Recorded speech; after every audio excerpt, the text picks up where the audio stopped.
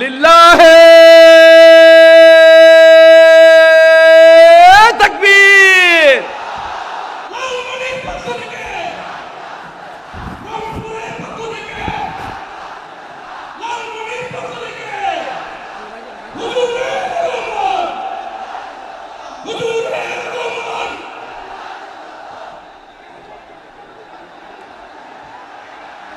আমি একটু দেখতে চাই যে রংপুর বিভাগের কে কোন জেলা থেকে আপনারা এসেছেন। কুড়িগ্রাম থেকে কারা এসেছেন দেখি, কুড়িগ্রাম। মাশাআল্লাহ মাশাআল্লাহ। আচ্ছা, গাইবান্ধা জেলার কে আসছেন? গাইবান্ধা, হ্যাঁ মাশাআল্লাহ। ঠাকুরগাঁও, ঠাকুরগাঁও অনেকে আসছেন। দিনাজপুর জেলা থেকে মাশাআল্লাহ। নীলফামারী, ঠিক আছে, ফি আমানিল্লাহ। পঞ্চগড় অনেক আসছে। রংপুর, রংপুর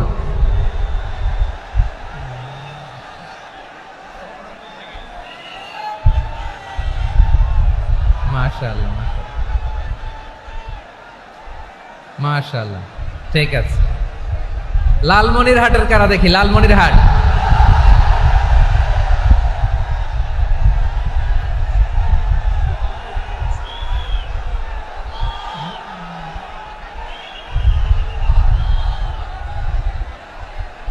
মাশাআল্লাহ মাশাআল্লাহ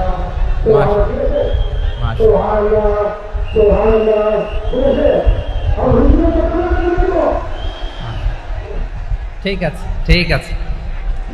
আচ্ছা, এই রংপুর বিভাগের বাইরে থেকে অন্য জেলার কারা কারা আসছেন দেখি, তাও আছে অনেকে। মাশাআল্লাহ, ঠিক আছে ঠিক আছে।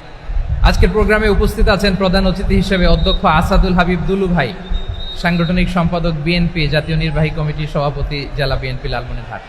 বিশেষ অতিথি হিসেবে আমাদের অনেক ভাইরা এসছেন, সবাইকে শুকরিয়া জানাই। সভাপতিত্ব করছেন জনাব Abdul Hakim.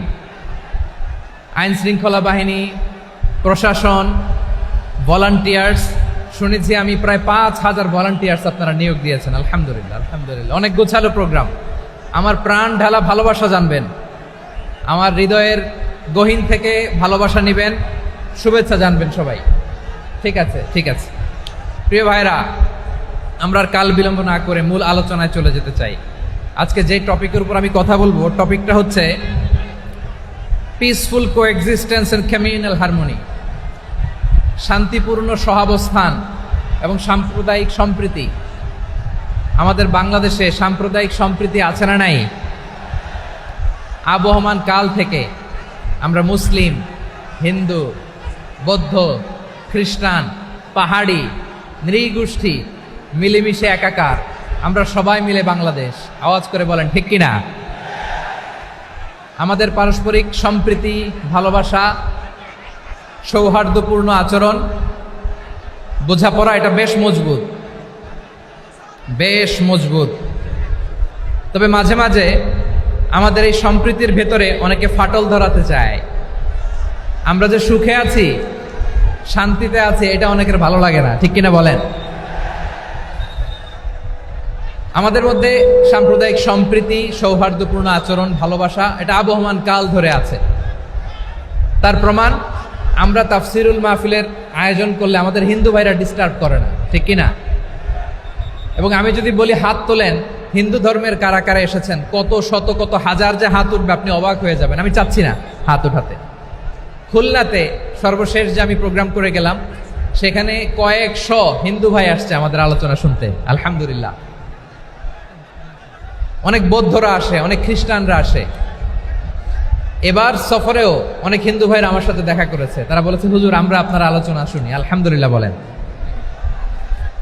So it's our responsibility to present our religion to our non-Muslim brothers and sisters. আমাদের অমুসলিম ভাই বোনদের কাছে ইসলামের সৌন্দর্য তুলে ধরা এটা আমাদের দায়িত্ব। We all are the ambassador of Islam. আমরা প্রত্যেকে দায়িত্বশীল, আমরা প্রত্যেকে এক একজন ইসলামের অ্যাম্বাসেডর, আলহামদুলিল্লাহ বলেন। এজন্য এমনভাবে দ্য বিউটি অফ ইসলাম, ইসলামের সৌন্দর্য আমাদেরকে ফুটিয়ে তুলতে হবে, যাতে করে নন মুসলিমরা শাহাদা পড়ে, কালিমা পড়ে মুসলমান হয়ে যায়। অনেক নন মুসলিম ভাই বোন আমাদের হাতে শাহাদা পড়ে, কালিমা পড়ে মুসলমান হয়েছে, অনেক। সো আমরা যেন ইসলামের বিউটিটাকে তুলে ধরতে পারি এবং এই যে সম্প্রীতি, এটাকে যেন আমরা অটুট রাখতে পারি। আদতে আদতে বাংলাদেশের ইতিহাস বলে আমাদের দেশে কোনো দাঙ্গা নাই, আছে? লালমনিরহাটের ভাইয়েরা আওয়াজ করে বলেন, আমাদের দেশে হিন্দু মুসলিম দাঙ্গা আছে? আমরা ভাই ভাই, আওয়াজ করে বলুন তো, আমরা কি ভাই ভাই? কিন্তু কিছু দুষ্ট লোক আছে, তারা আমাদের সম্পর্কের মধ্যে ফাটল ধরাতে চায়, ঠিক কিনা বলেন? মাঝে মাঝে ঝগড়া লাগাতে চায়। দেখবেন পত্রপত্রিকায় দেখা যায় বিভিন্ন ধর্মীয় উপাসনালয়গুলোতে হামলা চালানো হয়। এগুলো রাজনৈতিক উদ্দেশ্য প্রণোদিত, এগুলোর সাথে ইসলামের কোনো সম্পর্ক নাই। এজন্য এই দুর্বৃত্তদের ব্যাপারে আমাদের সাবধান থাকতে হবে।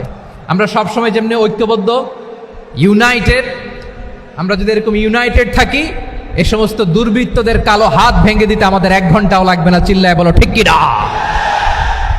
আমরা সংঘবদ্ধ থাকবো। এই যে আমাদের পিসফুল কো এক্সিস্টেন্স, শান্তিপূর্ণ সহাবস্থান।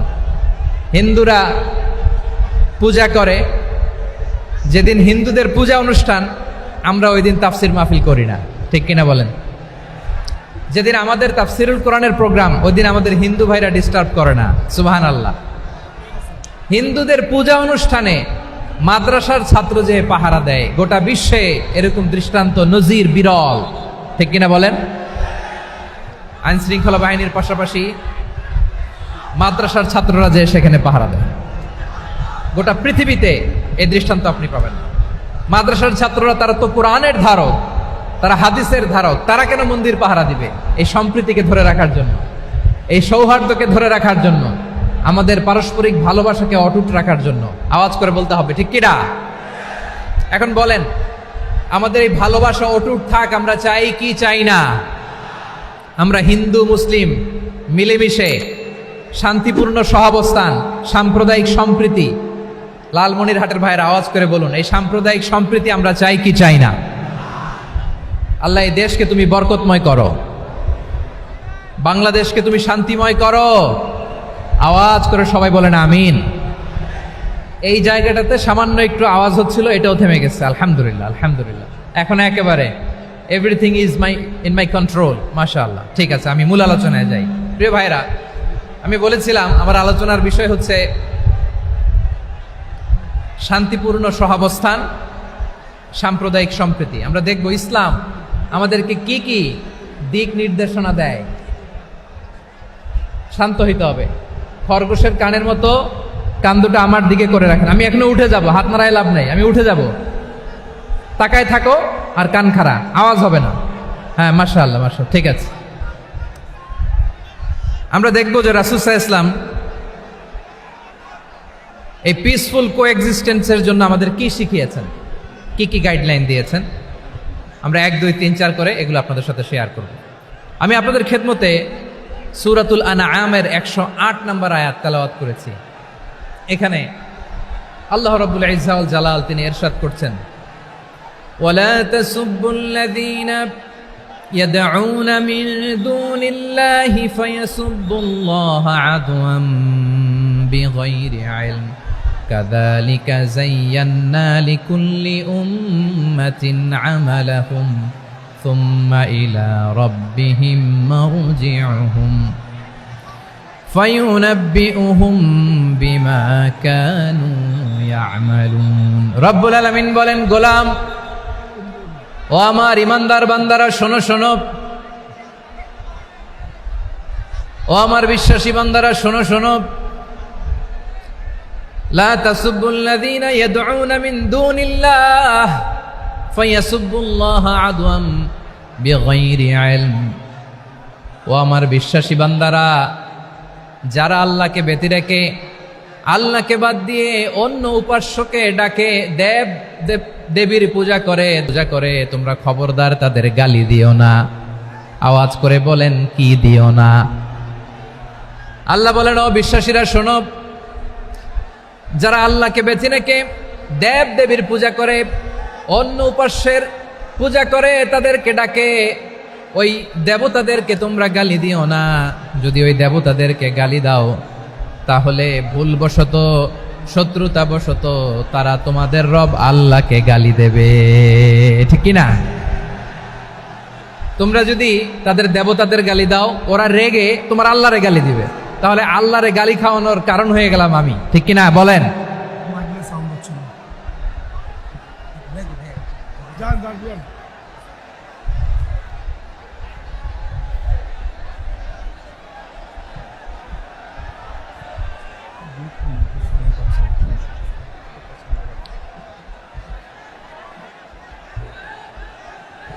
সম্মানিত ভাইয়েরা, এত বিশাল প্রোগ্রাম, মাইকের একটা সেটআপ থাকে, তারগুলো অনেক সময় নড়ে যায়, ধাক্কা ধাক্কিতে ডিসপ্লেস হয়, একটু ঝামেলা হবে।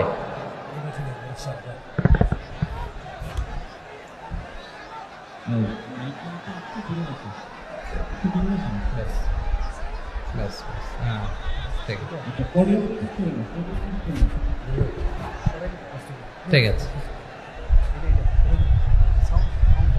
একটু একটু সমস্যা হবে মাঝে মাঝে।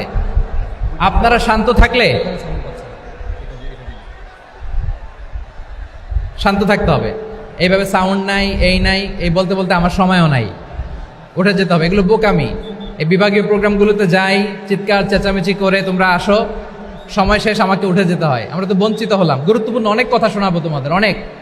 প্রিয় ভাইরা, আপনারা শান্ত হয়ে বসুন, শান্ত হয়ে। রব্বুল আলামিন বলেন, খবরদার বিশ্বাসীরা, আল্লাহ ছাড়া যারা অন্যান্য উপাস্যদেরকে ডাকে, দেবতাদেরকে ডাকে, তাদেরকে তোমরা গালি দিও না। ওই সমস্ত দেবতাদেরকে যদি তোমরা গালি দাও তাহলে তারা আল্লাহকে গালি দিবে, ঠিক কিনা বলেন? আমরা দেবতাদের গালি দিলে ওরা আল্লাহকে গালি দিবে। রব্বুল আলামিন বলেন, খবরদার দেবতাদেরকে গালি দিও না, তাহলে ওরা তোমার রব আল্লাহরে গালি দেবে। প্রতিটি জাতির জন্য তাদের কাজকে আমি আল্লাহ সুশোভিত করে রেখেছি, তারা সবাই একদিন আমার কাছেই ফিরে আসবে। এরপর আমি রব্বুল আলামিন তাদের আমলনামা তাদেরকে জানিয়ে দেব। সুবহানাল্লাহ পড়াই। প্রিয় ভাইয়েরা, আল্লাহ তাআলা বলেছেন, খবরদার গালি দিও না।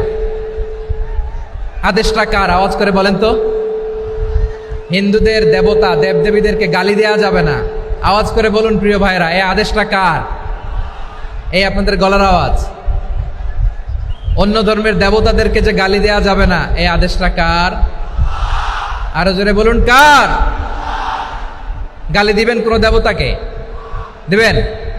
যদি দেন তাহলে ওরা আল্লাহরে গালি দিবে, তাহলে আল্লাহরে গালি খাওয়াইলো কে? আপনি, ঠিক কিনা বলেন? আমি আল্লাহকে গালি খাওয়ানোর কারণ হলাম, কারণ আমি যদি গালি না দিতাম ওরা আমার রবকে গালি দিত না। আওয়াজ করে বলেন ঠিক কিনা? তাহলে প্রিয় ভাইয়েরা, ইসলাম আমাদেরকে শিখায়, সূরাতুল আনআমের 108 নম্বর আয়াত থেকে আমরা বুঝলাম কোনো ধর্মকে ছোট করা যাবে না। অন্য ধর্মকে ছোট করা মানে ইসলামকে ছোট করা। অন্য ধর্মের দেবতাকে গালি দেওয়া মানে আল্লাহকে গালি খাওয়ানো। আওয়াজ করে বলেন ঠিক কিনা? খবরদার, এটা করা যাবে না। আর অন্য ধর্মের দেবতাকে যদি আপনি গালি দেন, ওরা ইসলাম থেকে দূরে সরে যাবে। যাও ইসলামের প্রতি আকৃষ্ট হয়েছিল আর কোনোদিন ইসলামের ধারে কাছে আসবে না। আওয়াজ করে বলেন ঠিক কিনা? এজন্য কখনো কোনোদিন অন্য ধর্মের দেবতাদেরকে গালি দেয়া যাবে না। অন্য ধর্মের কোনো দেবতাদেরকে আমরা গালি দিব না, গালি দিব না, বরং ইসলামের beauty, the beauty of Islam, ইসলামের সৌন্দর্যকে আমরা তুলে ধরব। আমরা যদি বিশ্বনবী সাল্লাল্লাহু আলাইহি ওয়াসাল্লামের জীবনের দিকে তাকাই, তাহলে আমি দেখব বিষ্ণু ইসলাম মক্কাতে কিংবা মদিনাতে অন্য ধর্মের লোকদের সাথে খুব পিসফুলি লাইফ লিড করেছেন। হোক মুশরিক, হোক খ্রিস্টান, হোক ইহুদি, বিশ্বনবী সবার সাথে মিলেমিশে ছিলেন। আলহামদুলিল্লাহ বলেন। ইসলাম হচ্ছে পিসফুল রিলিজিয়ান। অন্য ধর্মের প্রতি সহনশীলতার সবক ইসলাম আমাদেরকে দেয়। কিন্তু প্রতিটি মুসলিমের এটা মনে রাখতে হবে, আল্লাহর কাছে পছন্দনীয় গ্রহণযোগ্য ধর্ম, জীবনাদর্শ একটি, সেটা হচ্ছে ইসলাম। আওয়াজ করে বলেন সেটা কি? লালমনিরহাটের ভাইয়েরা আওয়াজ করে বলুন, আল্লাহর কাছে মনোনীত ধর্ম একটি, সেটা কি? এজন্য রব্বুল আলামিন বলেন, ইন্নাদ-দীনা ইনদাল্লাহিল ইসলাম, আল্লাহর কাছে মনোনীত গ্রহণযোগ্য অ্যাকসেপ্টেড ধর্ম মতাদর্শ একটা, সেটা হলো ইসলাম। ইসলাম ছাড়া অন্য কোনো ধর্ম যদি কেউ তালাশ করে, তার ওই ধর্ম আল্লাহ গ্রহণ করবে না। ওমাই ইয়াবতাগি গায়রাল ইসলামি দীনান ফালাই ইউকবালা মিন ওয়া হুয়া ফিল আখিরাতি মিনাল খাসিরিন।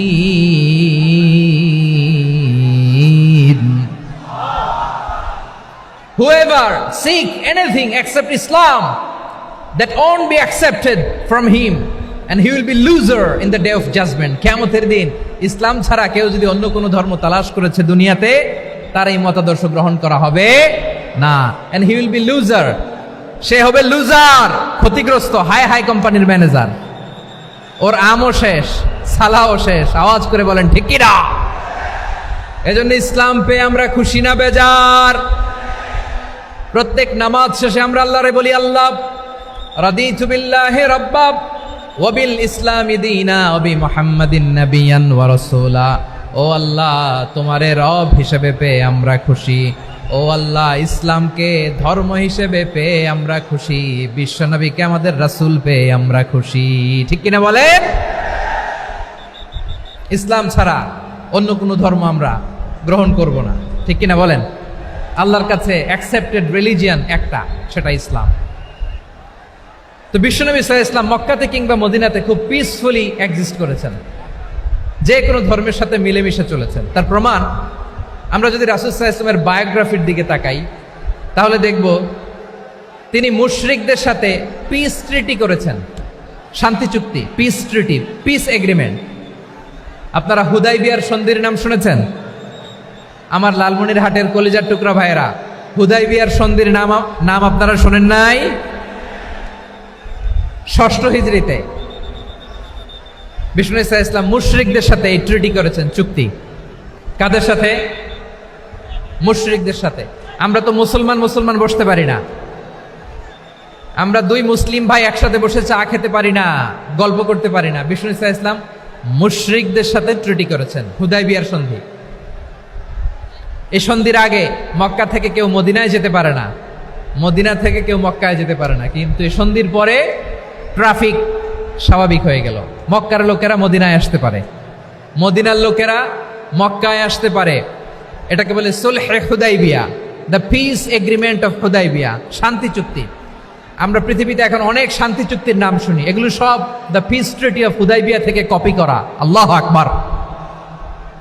তাহলে বিশ্বনবী সাল্লাল্লাহু আলাইহি সাল্লাম তিনি যে শান্তিপূর্ণ সহাবস্থানে বিশ্বাসী ছিলেন, মুসলমানেরা যে অন্য ধর্মের প্রতি সহনশীল, তার প্রমাণ হচ্ছে এই পিস ট্রিটি।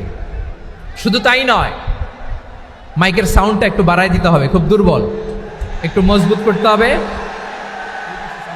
আর একটু ক্লিন করতে হবে, আর সবগুলা জায়গায় সাউন্ড যাচ্ছে কিনা একটু ক্রস চেক করতে হবে।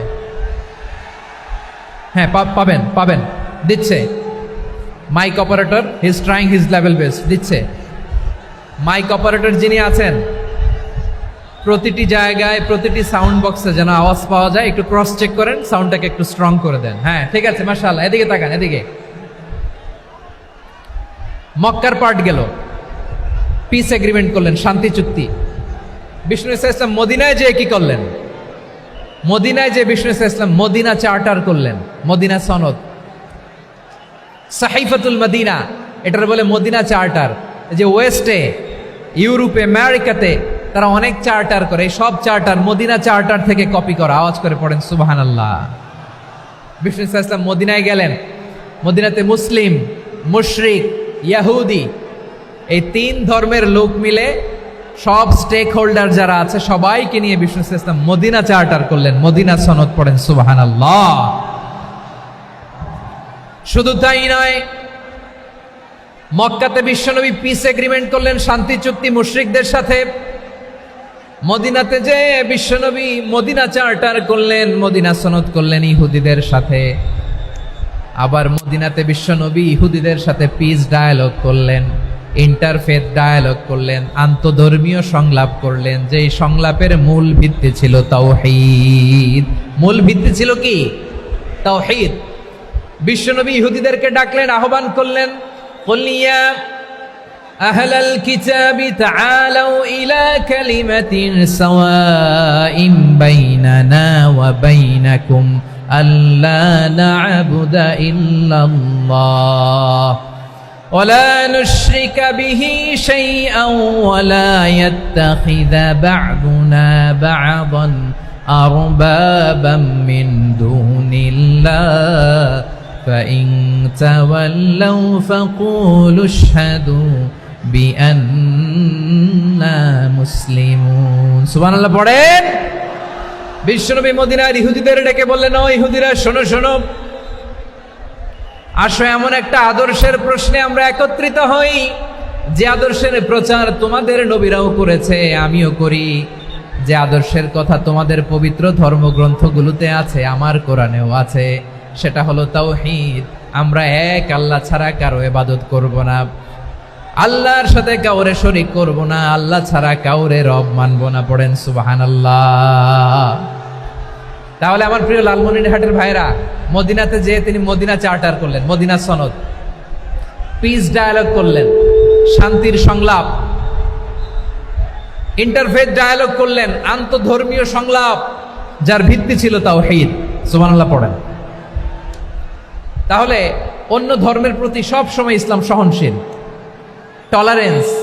যদি আপনি দেখতে চান ইসলামের নবী বিশ্ব নবীর দিকে তাকান, ঠিক কিনা বলেন?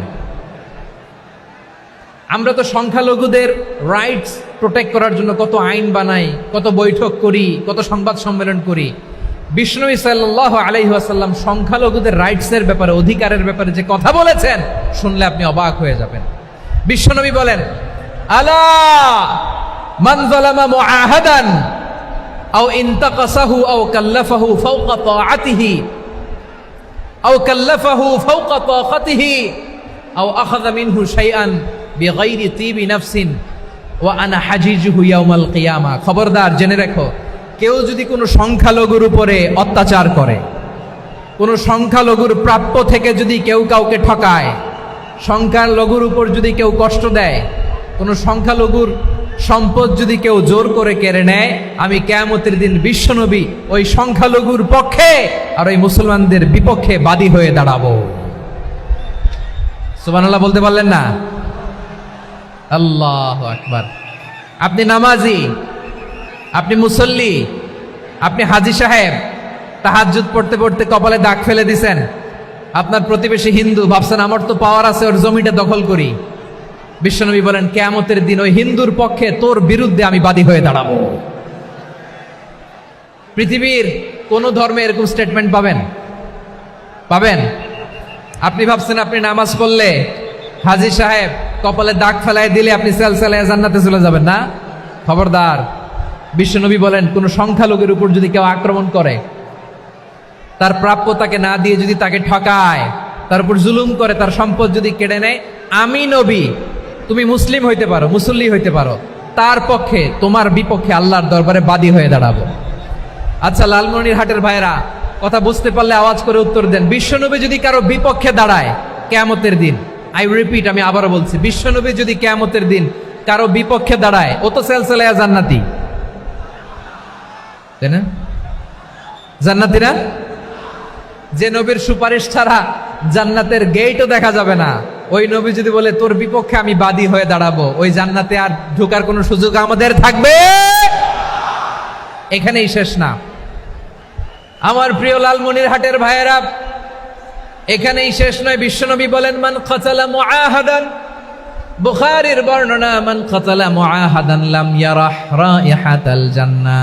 কেউ যদি, কোন মুসলিম যদি অন্যায়ভাবে কোনো সংখ্যালঘুকে হত্যা করে, কোনো হিন্দুকে হত্যা করে, কোনো বৌদ্ধরে হত্যা করে, অন্যায়ভাবে কোনো মুসলিম যদি কোনো সংখ্যালঘুরে হত্যা করে, জান্নাতে যাওয়া তো দূরের কথা, ওই মুসলিম জান্নাতের ঘ্রাণও পাবে না। সেই বুখারীর বর্ণনা, মান কাতালা মুআহাদান লাম ইয়ারাহ রাইহাতাল জান্নাহ ওয়া ইন্না রিহাহা লা ইউজাদু মিন মাসিরাতি 40 আমা। যে জান্নাতের ঘ্রাণ 40 বছর দূরের রাস্তা থেকেই পাওয়া যায়। সুবহানাল্লাহ পড়েন। প্রিয় ভাইরা, এখান থেকে জান্নাতে পৌঁছতে লাগবে 40 বছর। এত দূর, কত বছর? সবাই বলেন কত বছর? এখান থেকে জান্নাতে পৌঁছতে লাগবে 40 বছর। এত দূরে থাকতেই জান্নাতের ঘ্রাণ আপনার নাকে এসে ধাক্কা মারবে। বিষ্ণুই বলেন, যে ব্যক্তি কোনো সংখ্যালঘুকে হত্যা করে, জান্নাতের ঘ্রাণ তো পাবেই, জান্নাতে তো ঢুকতে পারবেই না, জান্নাতের ঘ্রাণও তার নাকে লাগবে না। পড়েন না আউযুবিল্লাহ। তাহলে সংখ্যালঘুদের ব্যাপারে ইসলামে অধিকার দেয়া আছে না নাই? লালমনিরহাটের ভাইয়ের আওয়াজ করে বলেন, আমার সংখ্যালঘু হিন্দু ভাইদের রাইটস, অধিকার আমাদের ইসলামে প্রোটেক্টেড আছে না নাই? এখানেই শেষ না। বিষ্ণু ইসলাম আপনার অমুসলিম প্রতিবেশীর সাথে ভালো আচরণ করতে বলেছে। আমাদের হয় না এটা মুসলিম পাড়া, ওটা বৌদ্ধ পাড়া, হয় না? অনেক সময় হয় না এটা আমাদের মুসলিম পাড়া, ওইটা হিন্দু পাড়া, এরকম আছে না নাই? লালমনিরহাটে নাই না? আছে? হিন্দু যদি আপনার প্রতিবেশী হয় কি করবেন? ওরে কষ্ট দিবেন নাকি? কেন? ও তো হিন্দু, ও তো আমার আল্লাহরে ডাকে না, ওরে কষ্ট দিলে জায়েজ হবে না? খবরদার। বিষ্ণু ইসলাম বলেন, মান কানা ইউমিনু বিল্লাহ ওয়াল ইয়াউমিল আখির ফালিউকরিম জারাহ। যে আল্লাহ বিশ্বাস করে আর আখিরাতে বিশ্বাস করে, সেজন্য প্রতিবেশীর সাথে ভালো আচরণ করে। সুবহানাল্লাহ। কলিজা জুড়ায় যায় না আমার নবীর কথাগুলো শুনলে? যে আল্লাহ বিশ্বাস করে, যে আখিরাতে বিশ্বাস করে, সেজন্য প্রতিবেশীর সাথে ভালো আচরণ করে। এখানে বলছে মুসলিম প্রতিবেশী, বলছে নামাজি প্রতিবেশী, বলছে আল্লাহওয়ালা প্রতিবেশী, বলছে না। প্রতিবেশী আস্তিক হোক নাস্তিক হোক, প্রতিবেশী মুমিন হোক মুশরিক হোক, প্রতিবেশী হইলেই তার সাথে ভালো আচরণের দরকার আছে না নাই? আমার প্রিয় লালমনিরহাটের ভাইয়েরা, বিষ্ণু ইসলাম ওনার ইহুদি প্রতিবেশীদের দেখাশোনা করতেন। আওয়াজ না শোনা যাক, আমারও তো দেখা যায়, আমারও তো দেখা যায়। তাকায় থাকেন, তাকায় থাকলে সওয়াব হবে। কোরআনের কথা যেখান থেকে হয় এদিকে তাকায় থাকলেই বরকত। তাকায় থাকেন। জি জি, মাইক, আমি তো আর মাইক ঠিক করতে আসি না এদিকে, এই মাইক ঠিক করব, ওই মাইক ঠিক করব, ওদিকে পাইলট বলবে হুজুর চলে আসেন। জি বসুন, বসুন, মাশাআল্লাহ। হ্যাঁ, খুব শান্ত, ঠিক আছে। পুলিশ ভাইরা না খেয়ে দিনরাত আপনারা যাতে সুশৃঙ্খল একটা প্রোগ্রাম উপহার পান, এটাই চেষ্টা করতেছে। আপনাদেরকে কষ্ট দিতে আসে নাই, একটু একটু সহযোগিতা করেন। জি মাশাআল্লাহ। হ্যাঁ, ঠিক আছে। আমার প্রিয় ভাইরা, প্রতিবেশী আস্তিক হোক নাস্তিক হোক, মুসলিম হোক হিন্দু হোক, তার সাথে ভালো আচরণ করতে হবে। বিষ্ণু ইসলাম ওনার ইহুদি প্রতিবেশীর বাসায় যেতেন। কোন প্রতিবেশী? ইহুদি। আওয়াজ করে বলেন, কোন প্রতিবেশী? ইহুদি। এক ইহুদি কিশোর বিষ্ণু ইসলামের খেদমত করতে, ইহুদি ছেলে আমার নবীর খেদমত করতো। তারা ছিল নবীর প্রতিবেশী। তো অনেক দিন হয় ইহুদি ছেলেটা আসে না। বিষ্ণুনবী খোঁজ দিলেন, ঘটনা কি? একটা ইহুদি ছেলে না আমার খেদমতে আসতো, ছেলেটা কই? খোঁজ নিয়ে জানলেন ছেলেটা অসুস্থ। বিষ্ণু ইসলাম ওই ইহুদির বাড়িতে চলে গেলেন ওই ছেলেটাকে দেখা করার জন্য, ভিজিট করার জন্য। সুবহানাল্লাহ পড়বেন না? গেলেন, যে দেখে ইহুদি ছেলেটা মুমূর্ষ, যান যান যায় যায় ভাব, বিছানায় পড়ে আছে, তার বাবা দাঁড়ানো। বিশ্বনবী তার মাথার পাশে বসলেন, মাথায় হাত বুলিয়ে দিলেন, আর ছেলেটাকে বললেন, আসলিম, হে ইহুদি ছেলে, আসলিম, ইসলাম ধর্ম গ্রহণ করো। তো ছোট্ট ছেলে ভাবে আমরা ইহুদি, এখন ইসলাম ধর্ম গ্রহণ করলে আব্বা যদি বকা দেয়। ফানাযারা ইলা ওয়াজহি আবি, ছেলেটা তার বাবার চেহারার দিকে তাকালো, দেখি আব্বা কি কয়। আব্বা যদি বলে তাইলে ইসলাম ধর্ম গ্রহণ করবে। ইহুদি ছেলেটা তার বাবার দিকে যখন তাকালো, ওর বাবা বলে, আতি আবুল কাসিম, আবুল কাসিম যা বলে তাই করো। আবুল কাসিম হচ্ছে বিষ্ণু ইসলামের একটা কুনিয়াত, উপনাম। আমার রাসূলের বড় ছেলের নাম ছিল কাসেম। যেমন দেখবেন আমাদের এলাকায় কারো ছেলের বড় ছেলের নাম যদি হয় আব্দুল্লাহ, এরা আব্দুল্লাহর বাপ বলে ডাকে। কারো বড় মেয়ের নাম যদি হয় ফাতেমা, এরা কি ডাকে? ফাতেমার বাপ বলে না? তো বিষ্ণু ইসলামের বড় ছেলের নাম ছিল কাসেম। ইহুদি বাবা বলল, আতি আবুল কাসেম, আবুল কাসেম যা বলে তাই শোনো, মানে মোহাম্মদ যা বলে তাই শোনো। এই কথা শুনে ছেলে সাহস পাইছে, ছেলে আবার পড়তে আরম্ভ করলো, আশহাদু আল্লাহ ইলাহা ইল্লাল্লাহ ও আশহাদু আন্না মুহাম্মাদার রাসূলুল্লাহ, পড়েন আল্লাহু আকবার। বিশ্বনবীর আহ্বান শুনে ওই আহ্বানে সাড়া দিয়ে ইহুদি ছেলে শাহাদা পড়ে মুসলমান হয়ে গেল। তার হৃদয়টারে ইমানের নূর দিয়ে আলোকিত করে দিল কে? প্রিয় ভাইরা, এবার রাসূল সাল্লাল্লাহু আলাইহি ওয়াসাল্লাম বের হয়ে আসলেন ঘর থেকে, আর বললেন, আলহামদুলিল্লাহিল্লাযী আনকাযাহু মিনান নার, প্রশংসা সে আল্লাহর, যে আল্লাহ জাহান্নামে চলে যাচ্ছিল প্রায় এমন একটা লোককে মুহূর্তের মধ্যে কালেমায়ে শাহাদাতের বদৌলতে জান্নাতি বানায় দিলেন। আওয়াজ করে পড়েন সুবহানাল্লাহ। এই হাদিস থেকে আমরা কি শিখলাম? What is the moral of the story? এক নম্বর স্টোরি হলো, প্রতিবেশী ইহুদি হোক হিন্দু হোক, যাবেন, সুসম্পর্ক রাখবেন, উপহার দিবেন, বিপদে পাশে দাঁড়াবেন, তাইলেই তো আপনাদের প্রতি, মুসলমানদের প্রতি তারা আকৃষ্ট হবে, ঠিক কিনা বলেন?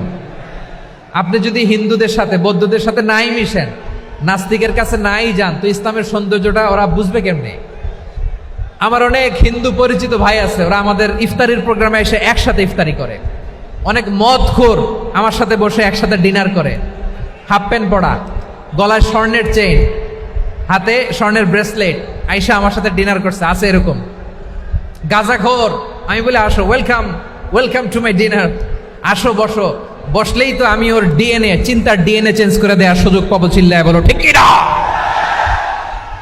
আসতে হবে আমার কাছে। Hour door is open, the door of Islam is open 24/7। সব সময় আমাদের ইসলামের দরজা আমার অমুসলিম ভাইদের জন্য খোলা আছে না নাই? এই হাদিস থেকে দুইটা শিক্ষা। এক নম্বর শিক্ষা, প্রতিবেশী মুসলিম হোক অমুসলিম হোক, যান, অসুস্থ হইলে একটু আপেল নিয়ে যান, আঙ্গুর নিয়ে যান, কমলা নিয়ে যান, তাদের সাথে ভালো আচরণ করেন।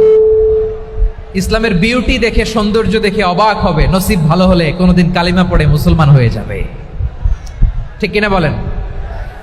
তাহলে অমুসলিমের সাথে ভালো সম্পর্ক। বিশ্বনবী ইহুদির বাড়িতে গেলেন, ইহুদির বাড়ি, আর আমার মুসলমান ভাই আমার কাফের বলে, এরকম আছে না নাই? মুসলিম মুসলিমরা দেখতে পারে না, সহ্য করতে পারে। বিশ্বনবী সাল্লাল্লাহু আলাইহি ওয়াসাল্লাম ইহুদির বাড়িতে গেলেন, এটা একটা শিক্ষা। আরেকটা শিক্ষা হলো, ভাইয়েরা, ধাক্কা মারে এসে সামনে এসে কি লাভ? প্রোগ্রাম তো শেষ হচ্ছে, এখনই শেষ হচ্ছে। তো এই যে আমাদের বকশি ভাই ওয়াদা নিল, হাত তোলালো, মিম বলে এত কথা বললো, তো আমি জেলায় জেলায় যেয়ে খালি হাত নাড়াই তোমাদের জন্য নাকি? হ্যাঁ, হাত নাড়াই শুধু। এই ধাক্কাইতে ধাক্কাইতে এদিকে এসে হাত নাড়াইতেছে, হয়েছে তো, দেখলাম তো, ঠিক আছে, মাশাআল্লাহ, অনেক সুশৃঙ্খল, অন্যান্য যে কোনো জেলার জন্য সুশৃঙ্খল। আমার দিকে তাকাও, আমার দিকে তাকাও, ঠিক আছে। এই যে দাঁড়িয়ে আছে, একটা ছেলে নড়ে না, দেখছেন? মাশাআল্লাহ মাশাআল্লাহ মাশাআল্লাহ। হ্যাঁ, এইভাবেই। আর কয়েকটা মজাদার কথা আছে, শোনো। এই হাদিস থেকে আমাদের শিক্ষা হলো, আমার প্রতিবেশী যেই ধর্মের হোক আমি সম্পর্ক রাখবো। অসুস্থ হলে যাব, কি বলেন ভাইরা? যাবেন না? যাবেন না আপনারা? আচ্ছা, 2 নম্বর শিক্ষা হলো, বিষ্ণু ইসলামের খাদেম ছিল ইহুদি, এতদিন খেদমত করলো, একদিনও বিশ্বনবী ওরা কালিমার দাওয়াত দেয় নাই। কারণ কি? বিশ্বনবী একটা ভালো সময়ের অপেক্ষা করতেছিলেন, প্রপার টাইমিং। দাঈর কাজ হচ্ছে দাঈ ইলাল্লাহ, সে হচ্ছে সুযোগ সন্ধানী। দাঈ সুযোগ খোঁজে, কখন দাওয়া দিলে ব্যাটে বলে হবে, ঝোপ বুঝে কোপ মারে, ঠিক কিনা বলেন? বিষ্ণু ইসলাম ভালো সময়ের অপেক্ষা করতেছিলেন, দেখি ভালো সময় আসুক আসুক আসুক আসুক। আস্তে আস্তে এমন সময় আসছে, ছেলে এবার মুমূর্ষ। অসুস্থ ব্যক্তির হৃদয় অত্যন্ত নরম থাকে। হসপিটালে যখন কেউ যায় তার হৃদয়টা বড্ড নরম থাকে, মৃত্যুর ভয়ে তার অন্তরটা নরম থাকে, ঠিক কিনা বলেন? এই প্রপার টাইমিং এর অপেক্ষা করতেছিলেন। যখনই টাইমিং পেয়েছেন দাওয়াত দিলেন, পড়ো লা ইলাহা ইল্লাল্লাহ, সুবহানাল্লাহ পড়েন সবাই। তাহলে ইসলাম অমুসলিম প্রতিবেশীর সাথে ভালো আচরণ করতে বলে। ইসলাম অমুসলিম মাতা পিতার সাথেও ভালো আচরণ করতে বলে। মাতা পিতা যদি অমুসলিম হয় তারা ফেলে দিতে পারবেন? পারবেন? আমার লালমনিরহাটের ভাইরা, অনেক হিন্দু ছেলে আমাদের হাতে শাহাদা পড়ে মুসলিম হয়, কিন্তু ওর মা মুসলমান হয় নাই, বাবাও হয় নাই, এরকম আছে না নাই? তো ও হয়েছে মুসলিম, মা বাপ হিন্দু, এখন মা বাপ কি বাদ? হ্যাঁ, মা বাপ বাদ দেয়া যাবে? যেই মা আপনার 9 মাস 8 মাস পেটে ধারণ করলো, আপনার মায়ের নার ছেঁড়া ধন, আপনি ওই মারে বাদ দিতে পারবেন? যে মায়ের বুকের তাজা দুধ খেয়ে আপনি আজকে বাড়ন্ত তাজা তরতাজা, ওই মারে বাদ দেয়া যাবে? মায়ের এক ধারে দুধের দাম, কাটিয়া গায়ের চাম, পাপোশ বানাইলে ঋণের শোধ হবে না, এমন দরদি ভাবে কেউ হবে না আমার মাগো।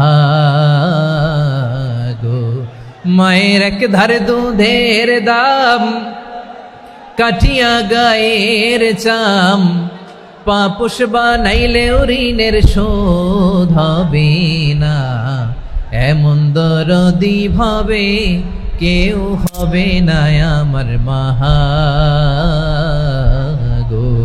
ঠিক কিনা?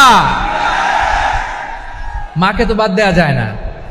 وَقَضَى رَبُّكَ أَلَّا تَعْبُدُوا إِلَّا إِيَّاهُ وَبِالْوَالِدَيْنِ إِحْسَانًا। আল্লাহ বলে অবধারিত 2টা ভার্ডিক্ট তোমাদের জন্য, এক আল্লাহর ইবাদত করবা আর মা বাবার প্রতি ইহসান করবা। আদেশটা কার? মা বাবার প্রতি ইহসান করতে হবে। আমার মা হিন্দু হোক ভালো আচরণ করতে হবে, বৌদ্ধ হোক ভালো আচরণ করতে হবে। আমার যে সমস্ত হিন্দু ভাইয়েরা মুসলিম হয়েছে, তোমাদের মা বাবা এখনো মুসলমান হয় নাই, তাদের সাথে ভালো আচরণ করতে হবে। আপনাদের খেদমত নিজে করতে হবে অথবা খেদমতের ব্যবস্থা করাই দিতে হবে। মান্থলি যে খরচ লাগে এটা দিতে হবে। আরে তুমি এখন মুসলিম, তোমার মা বাবা হিন্দু, এখনই তো সুযোগ ইসলামের সৌন্দর্য দেখানো। এখন মা বাবা যদি দেখে আরে এটা হিন্দু থাকতে তো বদমাইশ ছিল, বেয়াদব ছিল, কি এমন ধর্ম সে গ্রহণ করলো যেটা গ্রহণের সাথে সাথে সে পাল্টে গেল? কি এমন ধর্ম সে গ্রহণ করেছে যেটা তার জীবনকে আলোকিত করে দিয়েছে? নসিব ভালো হইলে তারাও কালিমা পড়ে মুসলমান হয়ে যাবে। বিষ্ণু ইসলামের স্ত্রীর নাম ছিল আয়েশা রাদিয়াল্লাহু তাআলা আনহা, আবু বকর রাদিয়াল্লাহু তাআলা আনহুর মেয়ে। আবু বকর রাদিয়াল্লাহু তাআলা আনহুর আরেক মেয়ের নাম হচ্ছে আসমা। কি নাম?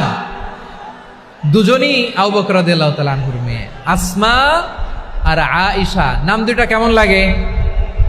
আসমা নামটা কেমন লাগে? আয়েশা নামটা কেমন লাগে? সবার ভালো লাগে নাই? নাম দুটো আপনাদের ভালো লাগে? লালমনিরহাটে অনাগত যদি কন্যা সন্তান হয়, যদি মনে চায় আসমা রেখে দিতে পারবেন, যদি মনে চায় আয়েশা রেখে দিয়েন।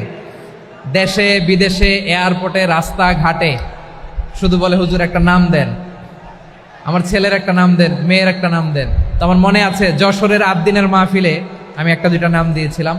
আজকে লালমনিরহাটের এই প্রোগ্রামে কন্যা সন্তান যদি হয় 2টা নাম দিলাম, আসমা কিংবা আয়েশা। ইনশাআল্লাহ পড়েন। দুজন বোন, এক মায়ের না, বাবা এক মা দুজন। আয়েশা রাদিয়াল্লাহু তাআলা আনহার মায়ের নাম উম্মে রুমান, আর আসমা রাদিয়াল্লাহু তাআলা আনহার মায়ের নাম কুতাইলা বিনতে আব্দুল উজ্জা। আবু বকর রাদিয়াল্লাহু তাআলা আনহু 4টা বিয়ে করেছিলেন। তো একই ঘটনা ঘটেছে এই ফ্যামিলিতে। আসমা ইসলাম ধর্ম গ্রহণ করে মুসলিমা, কিন্তু তার মা কুতাইলা মুশরিকা।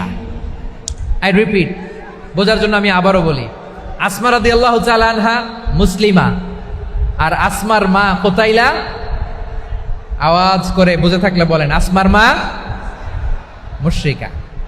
তার মানে মেয়ে মুসলিম, মা অমুসলিম, ভেজাল আছে না নাই? কিন্তু কুতাইলা আর ধৈর্য ধারণ করতে পারে না। নার ছেড়া ধন, কলিজার টুকরা ধন, কলিজার টুকরা সন্তান আসমারে দেখতে বড্ড মন চায়। সাইয়েদনা আসমা রাদিয়াল্লাহু তাআলা আনহা মক্কা থেকে হিজরত করে মদিনায় চলে গেলেন। হুদাইবিয়ার পর যখন মক্কা মদিনার ট্রাফিক স্বাভাবিক হলো, মক্কার লোক মদিনায় যায়, মদিনার লোক মক্কায় আসে। কুতাইলা কলিজার টুকরা সন্তান আসমারে দেখার জন্য কিছু উপহার নিয়ে বিশাল মরুপথ পাড়ি দিয়ে মক্কা থেকে মদিনায় যায়। সুবহানাল্লাহ বলেন। এখন মা আসছে মেয়ের সাথে দেখা করতে, মেয়ে তো আর দেখা দেয় না। মেয়ে ভাবছে আমার মা তো মুশরিকা, অপবিত্রা, তার সাথে কি দেখা দেয়া যাবে? বিশ্বনবীর দরবারে চলে গেলেন। সুবহানাল্লাহ বলেন। কি সৌভাগ্যবান ছিল তারা, মাসলা জানার দরকার হলেই নবীর দরবারে চলে যেত। ঘরে বউয়ের সাথে ঝগড়া হলে নবীর দরবারে চলে যেত। অনেক সাহাবী বলে আমার পেটে ক্ষুধা লাগলো আমি নবীর কাছে চলে যেতাম, কারণ নবীর চেহারার দিকে তাকালেই আমার পেটের ক্ষুধা মিটে যেত। সাইয়েদনা আসমা রাদিয়াল্লাহু তাআলা আনহা বিশ্বনবীর কাছে চলে গেলেন, যে বললেন ইয়া রাসূলুল্লাহ ইয়া হাবিবাল্লাহ ইন্না উম্মি কাদিমাতুন ইলাইয়া ওয়া হিয়া রাগিবা। আমার মা মক্কা থেকে অনেক দূর মরুর পথ পাড়ি দিয়ে উপহার সামগ্রী নিয়ে মদিনায় আমার সাথে দেখা করতে এসেছে গো নবী। আমার জানতে বড্ড ইচ্ছে হয় আমি আমার মুশরিকা মাখা করতে পারবো কিনা। আফা আসিলুহা, আগে যেমনি আমি আমার মায়ের সাথে ভালো আচরণ করতাম, যেমনি আমি আমার মায়ের সাথে সদাচরণ করতাম গো নবী, এখন আমি মুসলিমা, মা মুশরিকা, এখনো কি আগের মতো সদাচরণ করতে পারবো নাকি? বিশ্বনবী বললেন নাম সিলিহা, হ্যাঁ রে আসমা, অবশ্যই অবশ্যই, আগে ঠিক যেমন তুমি তোমার মায়ের সাথে ভালো আচরণ করতে, এখনো তেমনি আগের মতো ভালো আচরণ করবা। আওয়াজ করে পড়েন সুবহানাল্লাহ। কি ইসলাম আমরা পেয়েছি! কত ব্রড মাইন্ডেড আমাদের ইসলাম, কত ওপেন মাইন্ডেড ইসলাম, কত ওপেন আপ করতে পারে, চিন্তা করতে পারেন। বিষ্ণু বললেন হ্যাঁ অবশ্যই, নাম সুলিহা, আগে যেমনি ভালো আচরণ করছো আসমা, এখন ওই রকমই করো, পারলে আরো বাড়াই করো। সুবহানাল্লাহ বলেন। তাহলে আমার যে হিন্দু ভাইয়েরা, হিন্দু বোনেরা, ইমানের বদৌলতে দৌলতে আপনি ধন্য হয়েছেন, আপনার আম্মা আব্বা এখনো মুসলমান হয় নাই, তাদের জন্য দোয়া করেন, তাদের জন্য দোয়া করেন, আল্লাহ যেন তাদেরকেও ইমানের দৌলত দান করে। আমরা সবাই পড়ি আমিন, আরো জোরে পড়েন আমিন। এখন বলেন ইসলাম কি ন্যারো মাইন্ডেড রিলিজিয়ান না ব্রড মাইন্ডেড? লালমনিরহাটের যুবক ভাইরা আওয়াজ করো, ইসলাম কি ন্যারো মাইন্ডেড না ব্রড মাইন্ডেড? কতটা ব্রড মাইন্ডেড দেখেন। বিশ্বনবী সাল্লাল্লাহু আলাইহি সাল্লাম অমুসলিমরা যদি নবীকে উপহার দিত, ওই উপহারও বিশ্বনবী গ্রহণ করতেন। সুবহানাল্লাহ পড়েন। আপনার অমুসলিম বন্ধু যদি উপহার দেয় সেটাও আপনি নিতে পারবেন, যেটা নেওয়া জায়েজ। কিন্তু আপনার বন্ধু যদি আপনার মদের বোতল দেয়, নিতে পারবেন? হ্যাঁ, মদের বোতল দিলে পারবেন না। আপনার বন্ধু যদি আপনার পর্ক দেয়, পর্ক, শুকরের গোশত মিশ্রিত কোনো খাবার, ওটা নিতে পারবেন না। হালাল যে কোনো জিনিস নিতে পারবেন। বিশ্বনবী সাল্লাল্লাহু আলাইহি ওয়াসাল্লাম অমুসলিমদের দেয়া হাদিয়া গ্রহণ করতেন। কেমন নবী ছিলেন! আমার নবীরে চিনে নেন, আমার নবীর অ্যাটিটিউড জেনে নেন। বিশ্বনবী সাল্লাল্লাহু আলাইহি ওয়াসাল্লাম যখন কোনো জনপদে যেতেন, 3টা অপশন নিয়ে যেতেন। প্রিয় ভাইয়ের আওয়াজ করে বলতে হবে, কোন জনপদে গেলে আমার নবীর অপশন থাকতো কয়টা? আমার মতো 3 আঙ্গুল উঁচু করে দেখান আর বলুন, আমার নবী কোন জনপদে গেলে কয়টা অপশন নিয়ে যেতেন? 1 নম্বর অপশন আসলিম তাসলাম। নতুন এলাকায় গেলে বলতেন আসলিম তাসলাম, ইসলাম ধর্ম গ্রহণ করো, শান্তিতে থাকবা, আমার ভাই হয়ে যাবো, আমরা ভাই ভাই, ইসলাম মানো, আমরা ভাই ভাই। অপশন নাম্বার কত? 1। যদি বলে না ইসলাম মানবো না, ওকে, অপশন নাম্বার 2, মুসলিম হওয়ার দরকার নাই, লা ইকরাহা ফিদ্দিন, ইসলামে কোনো বাড়াবাড়ি নাই। খ্রিস্টান আছো থাকো, বৌদ্ধ আছো থাকো, ইহুদি থাকতে চাও থাকো, কিন্তু আমরা যেহেতু রিজিওনাল সুপার পাওয়ার, আমাদের আন্ডারে থাকো, ট্যাক্স দিয়া থাকো, এটার বলে জিজিয়া। আলেম যারা আছেন বুঝবেন, এটার আরবিতে কি বলে? জিজিয়া। You pay us the tax, we will give you the security. তোমরা ট্যাক্স দিবা, আমরা সিকিউরিটি দিব। আমাদের আওতায় থাকবা, কেউ তোমাদেরকে আক্রমণ করতে পারবে না, আমরা নিরাপত্তা দিব। সুবহানাল্লাহ বলেন। এটা অপশন নাম্বার কত? আচ্ছা, বুঝে থাকলে বলেন, 1 নাম্বার অপশন কি ছিল? ইসলাম। ইসলাম মানো শান্তিতে থাকবা, ভাই ভাই, আমরা ভাই ভাই। অপশন নাম্বার 2, ট্যাক্স দাও, আমরা নিরাপত্তা দিব, মুসলিম হওয়া লাগবে না। এখন 1 নাম্বারও মানে না, 2 নাম্বারও মানে না, মুসলিম হবো না, ভালো খ্রিস্টান থাকো, ট্যাক্স দাও, আমরা সিকিউরিটি দিব না, এইটাও মানি না। বিষ্ণু বলেন, তাহলে তলোয়ার আমাদের আর তোমাদের মাঝে ফয়সালা করবে। মুসলিমও হবা না, ট্যাক্স দিবা, নিরাপত্তা দিব, আমরা সুপার পাওয়ার, আমাদের আন্ডারে থাকবে, এইটাও না। তাহলে তোমাদেরকে তো আমরা বিশ্বাস করতে পারি না, কখন না কখন বিশ্বাসঘাতকতা করো, কার সাথে মিলে হাত মিলাও, তলোয়ার আমাদের মাঝে ফয়সালা করবে। তখন তিনি জেহাদের সশস্ত্র সংগ্রামের ঘোষণা দিতেন। সুবহানাল্লাহ পড়েন। দেখেন, পশ্চিমারা জেহাদকে এইভাবে চিত্রায়িত করে না। ওরা জেহাদ বলতে বুঝায় তলোয়ার, হাত কাটো, গলা কাটো না। জেহাদ সশস্ত্র সংগ্রাম 3 নম্বরে। অধিকাংশ ক্ষেত্রেই বিশ্বনবীর সুন্দর আচরণ দেখে, আরে আমার নবীর যে নুরানি চেহারা, অনেকে তো কেবল সিরেফ চেহারাটা দেখেই কালিমা পড়ে মুসলমান হয়ে গিয়েছে। যারা মুসলিম হয় নাই তারা তাদের ইসলামেই বলবৎ ছিল, ট্যাক্স দিয়ে ইসলামের আন্ডারে ছিল। যারা এটাও মানে নাই ওইটাও মানে নাই, তাদের বিরুদ্ধে জেহাদ।